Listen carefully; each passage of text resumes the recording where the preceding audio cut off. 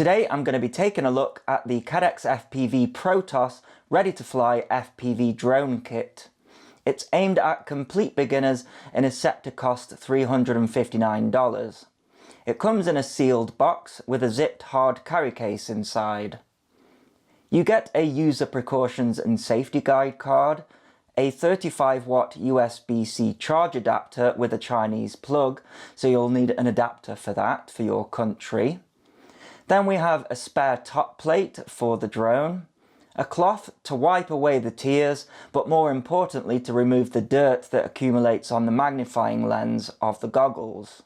You get a spare set of HQ branded 40mm push-on props, and a very detailed user manual. In fact, the user manual is quite intense for a beginner, but there's a lot to cover. This is a cable with an XT30 connector on one end and a DC jack on the other, which connects the goggles battery to the goggles. And the USB-C to USB-C cable is for charging the drone's batteries.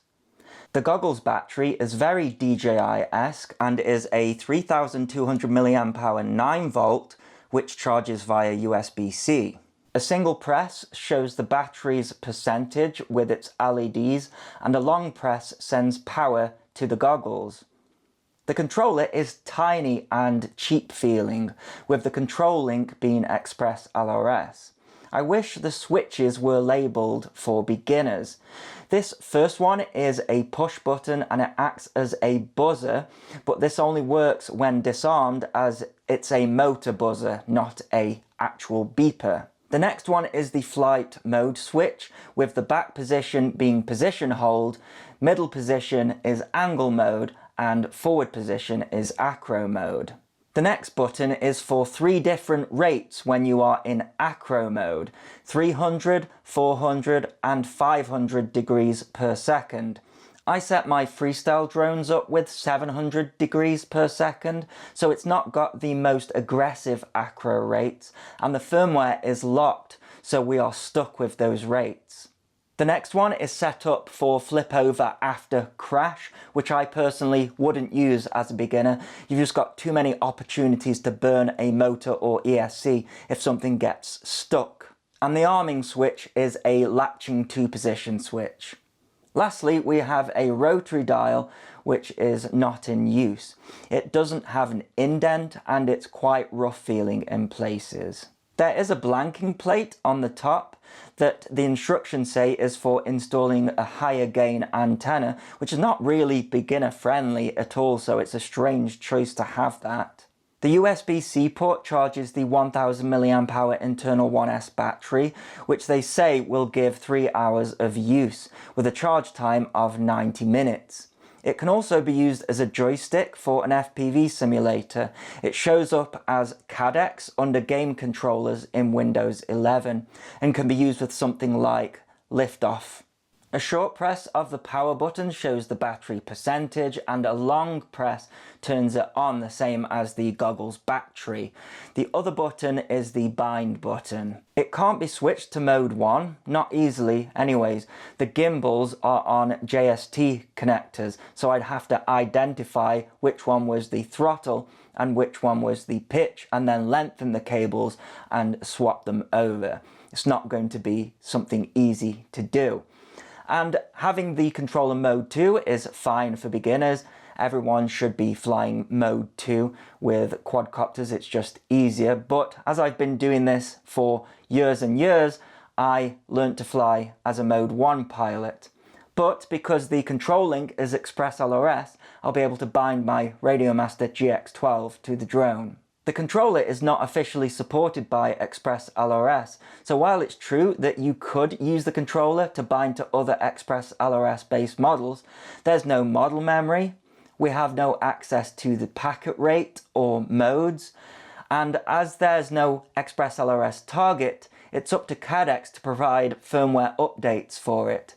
So as Express LRS progresses, it might not always be the case that everything will bind to it. The specs do list the 2.4 gig output as 100 milliwatts, but there's no info on whether it's EU LBT compliant. Now they are saying that the range of the drone itself is anywhere from 50 to 150 meters. Now, 100 milliwatts of express LRS should get you much further than that, so I can only assume that it's the Ascent system that is limiting the range. The drone itself is tiny, with its main interest being the new Caddx Ascent Lite HD VTX that's inside. On the underneath is a heatsink, which does get really hot despite the power output of the VTX being a maximum of 100 milliwatts, and it's set to 25 milliwatts out of the box. The camera is a 1/2.8 inch sensor with a claimed 147 degrees field of view in a 16:9 format, so it can't switch to 4:3.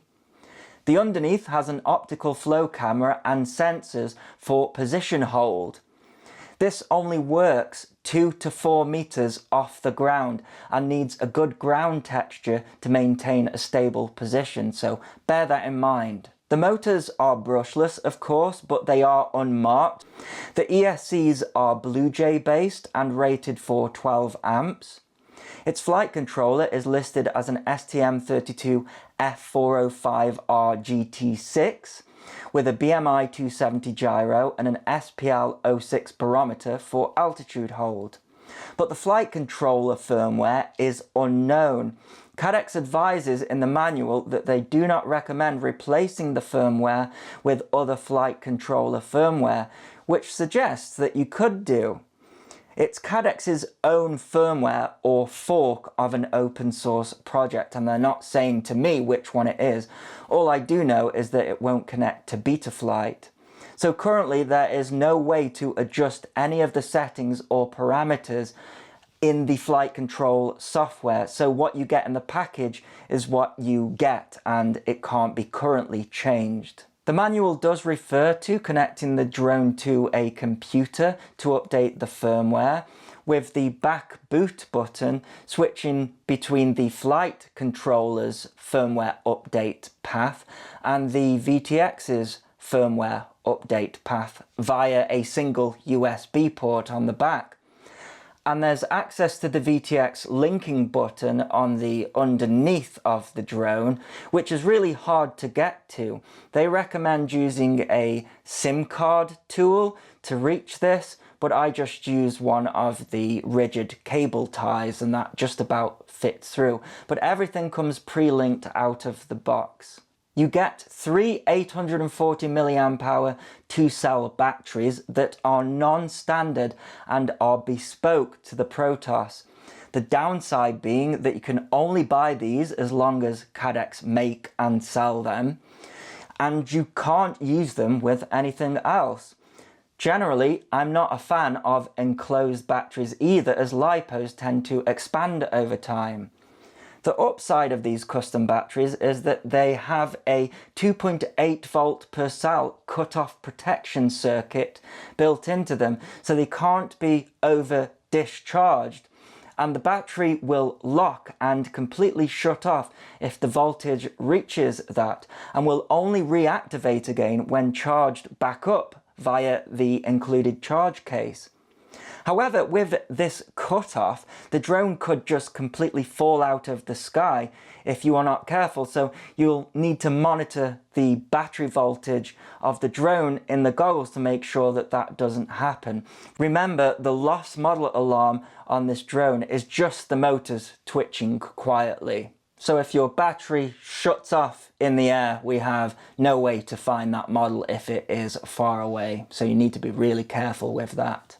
The charge case connects via the USB to USB-C cable and is for charging, but also discharging and storage charging the batteries. This is an advantage of having custom bespoke batteries for this drone. In the hobby world, you have to make sure that you discharge your batteries and storage charge them manually. So a long press of the mode button for 3 seconds on the charge case will storage charge the LiPos to 3.85 volts per cell. It takes around 50 minutes to discharge a single battery that is fully charged down to the storage voltage, or 150 minutes to storage charge all of the batteries from a full charge. The charge case charges each battery individually, and it takes around 20 minutes to charge each one, or an hour for all three of them. They charge to 4.25 volts per cell, so while they are not high volt LiPos, it is slightly more than a standard LiPo at 8.5 volts in total. Back to the package, and we have a smaller USB Type-C cable. The box goggles seem to be very similar to the Walksnail goggles AL. They are calling them the Ascent goggles, which does suggest that they are the main platform for the Ascent system. Avatar HD is not compatible with these goggles, but there will be standalone video transmitters coming out for the Ascent system in the future, so I'm told. The SD card slot is above the faceplate and supports up to 256GB cards. You'll need to buy that yourself. The package doesn't come with an SD card for your DVR recordings. The goggles power on via the DC plug. The specs say the goggles support up to a 6S LiPo. However, the included cable is the wrong mating to use a standard XT30 connector to power the goggles up with. So there's no way to use your XT30 based drone batteries unless you make up your own connector. They say you should get 1.8 hours of use out of the included goggles battery. The goggles have a 1080p 60Hz panel and use a split lens system rather than a Fresnel lens to magnify the image. These type of lenses always make my eyes go cross-eyed initially, and then they slowly get used to it and focus. Like the goggles AL, you can get a glasses lens attachment that you can put your prescription in, which the manual says is included in the package, but it's not in mine. There are no ergonomic adjustments with this goggle at all, and they don't fit my face well, with light leak coming from around the edges of both sides, and my nose really gets pinched. I also can't see the bottom goggle information, such as the latency and battery info, as the goggle seems to dip down for some reason and block it, which isn't good. There is a 3.5mm jack on the underneath, but the head tracker option in the menus is greyed out, which gives me a slight shudder from when the Goggles X first came out, and the head tracker never ended up working on those. We will have to see what comes of that. The goggles have an LED light on the front, which can be turned off in the menus. The padded foam is removable, however, when I took mine off, it ripped really easily. The batteries tension fit into the drone extremely tightly, so I don't expect them to eject in a crash. However, they are very difficult to pull back out. You have to lift up the top of the canopy with your fingers, and it feels like the plastic is going to break. Perhaps it eventually will, hence them providing a spare. And it takes so much force to remove the battery, you sometimes miss and the drone will reconnect or get stuck with a bad connection, which isn't good for voltage spikes. You almost have to rip them out. The drone with its battery weighs just 103 grams. Apologies for the camera pointed at the goggles screen, but there's no HDMI out on these goggles. The menu system looks eerily similar to Avatar with 8 channels present. It makes you wonder what the future of Avatar is. Now, Walksnail, or Caddx FPV, is working on this. The Goggles X was supposed to be upgradable, but that never happened. And they are saying that the Ascent system is purely for the budget user, and Avatar will still sell along with this. It just seems strange to work on such a similar system with similar features and them not being compatible with each other. The standout settings for this VTX, which as I say they are calling the Ascent Lite board, are first of all the power output, which is 25 milliwatt or 100 milliwatt. Avatar was 1200 milliwatt when it first came out, although only 700 milliwatt was usable at the time. The frame rate can be either 60 FPS or 50 FPS. Avatar can do 120 FPS with the Goggles X in 720p mode. Resolution can be 1080p or 720p, which is the same. Bitrate can be either 10 megabit or 20 megabit, which is a lot lower than the Avatar, which can do 50 megabit. And there's a preference of smooth or high quality, which I'll have to see what that does. And there's no onboard recording with this VTX, it's just DVR on the goggles. So while the specs of this system appear to be lower than Avatar, is the plan to keep it that way purely as a cost-effective option? It seems like a lot of work for a less superior system. We'll just have to see. To bind a different Express LRS controller to the Protos, it's the old quick jab power up via the USB port on the back, and on the third time you leave the cable in and the receiver goes into binding mode. I went with 150 Hz packet rate and 100 milliwatt output, and that worked fine on the GX12, which is Express LRS version 3.5.2. The user manual details the channel output format, so you have to match that in your mixer. The position hold works well in the house. There are a couple of problems though. Position hold involves you holding the throttle at half or just above half for the altitude hold to stick, which takes some getting used to, and the ascent and descent speed of the drone is limited to 1.5 meters per second. But if you then switch to angle mode, the hover throttle position switches to a different value, and you have to quickly adjust your throttle so the drone doesn't instantly hit the roof or fall to the floor, which is manageable but tricky, especially for a beginner. In angle mode, the throttle is limited to 80% to make the transition from position hold to angle mode more manageable. However, acro mode gives you 100% of the throttle, meaning that its hover throttle position changes again to around 30%, and it won't let you go into acro mode from angle mode unless your throttle is below 45% according to the manual. However, regardless of my throttle position, mine won't go from angle mode to acro mode at all unless I just completely land. So either there's a bug that needs fixing, or they have since changed the functionality due to the staggered hover throttle positions of each mode. Secondly, in position hold and angle mode, the rates are too docile in my opinion. I know this is designed for beginners, but encouraging big stick movements is not good for progression in the hobby. I was hoping that this could be a drone that I could fly around the house, but I'm not used to moving the stick so far to thread the needle through the house.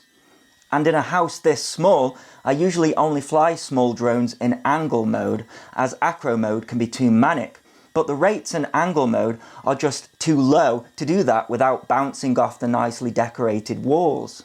The frame does seem robust enough to take a few heavy hits. It'll be interesting to see if they sell the whole frame as a spare part. I've done around 20 flights with the Protos at this point, and my conclusion is that the drone is kind of meh, but the Ascent video transmission system is at least interesting. First of all, the Walksnail on-screen display tool recognizes the on-screen display that is saved to the DVR of the goggles as Betaflight, which is interesting. I think the most impressive thing about the Ascent system, if the numbers are correct, is how low of a bitrate you can still get video back to the goggles. Alright, it may only sometimes be through a portrait phone type view, but it seems to work down to 0.5 megabits, and it only cuts the sides of the video off when the bitrate gets really low, but it's enough to start flying back on when you start getting low signal warnings.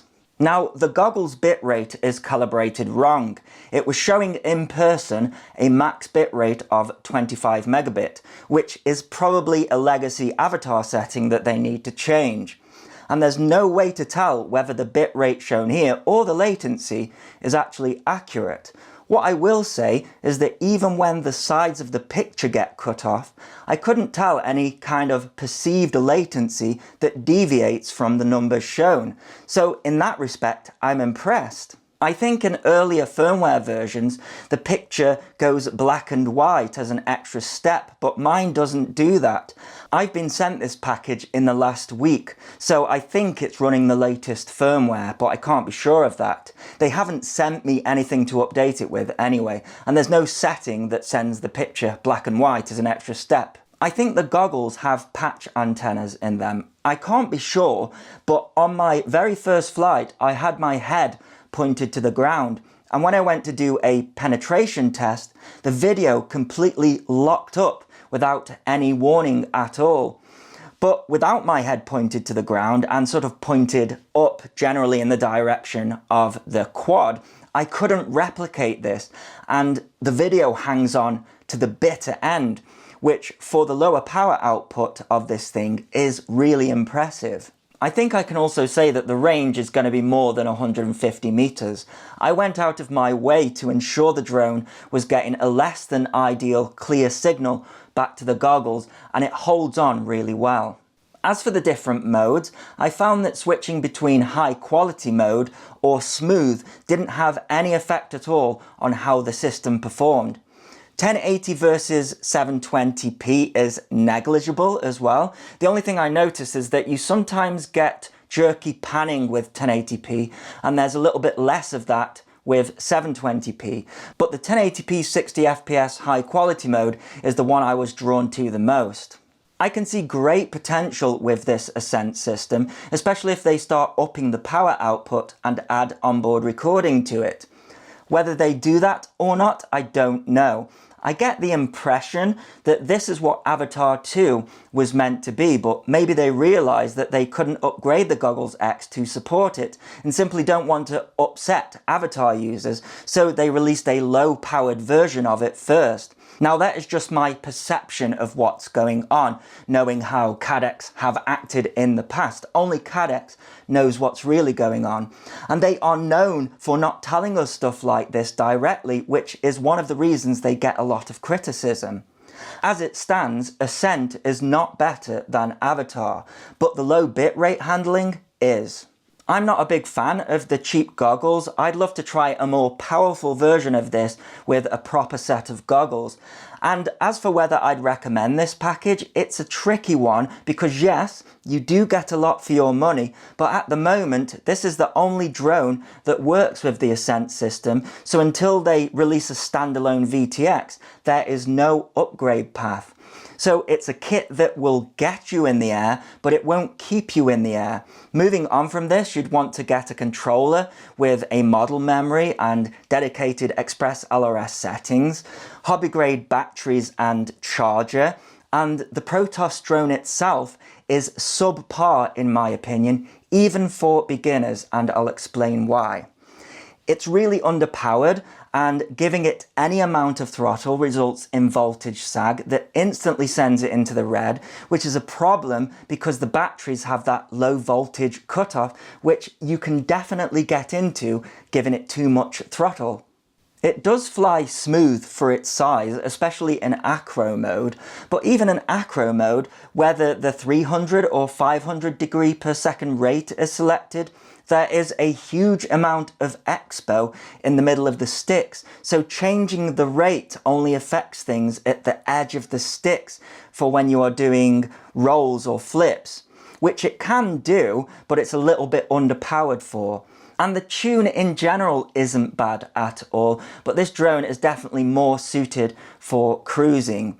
And it does sound like there's a little bit of D-term oscillation on the throttle. You sort of get like a gurgling sound on high throttle, but there's nothing we can do about that because the firmware is locked, so all the settings are locked. Which brings me back to this expo in the middle of the sticks because it makes it really challenging to fly indoors, having to put so many big stick movements in, and we can't change it. And while 103 grams doesn't sound like much, a hobby grade Whoop of a similar size would be a lot lighter than this and a lot more powerful. Flying in position hold over grass is quite challenging as well. I even think for a beginner, when you yaw, the quad drifts massively, and you really have to push the sticks to their maximum throw to try and correct for this.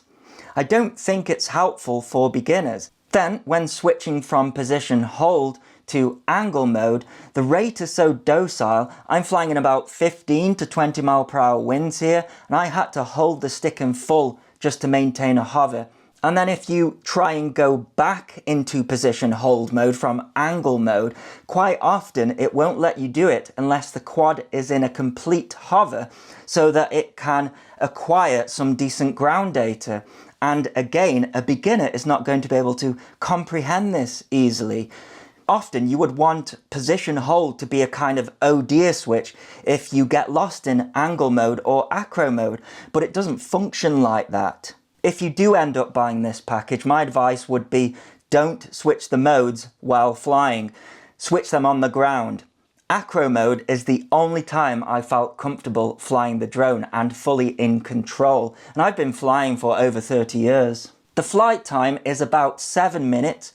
Any more than that and you will reach that voltage cutoff and it will just fall out of the sky like it did here, and your video will completely freeze. It did also suffer a random disarm with the altitude height showing crazy numbers. This has only happened once in my testing and I couldn't replicate it. However, it's definitely put the drone side of things into the meh category because of it. On the plus side, it never ejected a battery in these crashes, but it's not helpful when the voltage cutoff kicks in because then you lose the ability to have a lost model alarm, and it did take me quite a while to find the model in the long grass. So there you go, that is my review of the Caddx Protos and Ascent video transmission system.